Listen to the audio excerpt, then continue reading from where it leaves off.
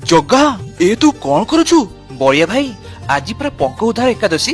ବର୍ଷ ଯାକ ଭକ୍ତ ଦେଇଥିବା ଫୁଲ, ବେଲପତ୍ର ଏବଂ ଗଙ୍ଗା ଜଳରେ ଲୋକନାଥଙ୍କର ଏହି ଶିବଲିଙ୍ଗ ପଙ୍କ ଭିତରେ ପୋତି ହୋଇଯାଇଥାଏ। ଯେହେତୁ ଆଗକୁ ଶିବରାତ୍ରି ଆସୁଛି, ତେଣୁ ମହାଦେବଙ୍କୁ ସଫାସୁତୁରା କରିବାକୁ ପଡିବ। ଆଉ ଲୋକନାଥ ବି ଆମ ଶ୍ରୀମନ୍ଦିରର ରକ୍ଷକ ବିନା। ଠିକ ଅଛି ଜଗା, ଚାଲ ମୁଁ ତତେ ବି ସାହାଯ୍ୟ କରୁଛି, କିନ୍ତୁ ଏହାର ଇତିହାସ ତ ଟିକେ କହ।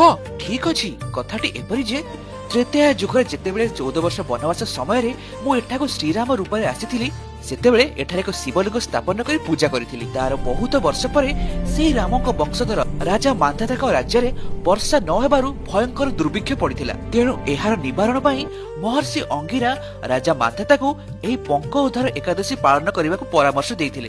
ଏହି ଏକାଦଶୀକୁ ପାପନାଶିନୀ ଏକାଦଶୀ ମଧ୍ୟ କୁହାଯାଇଥାଏ, କାରଣ ଏହି ବ୍ରତ କରିଲେ ପାପ ଧୋଇ ହେବା ସଙ୍ଗେ ସଙ୍ଗେ ମନସ୍କାମନା ମଧ୍ୟ ପୂର୍ଣ୍ଣ ହୋଇଥାଏ। ଜୟ ବାବା ଲୋକନାଥ କି ଜୟ ବାବା ଲୋକନାଥ କି।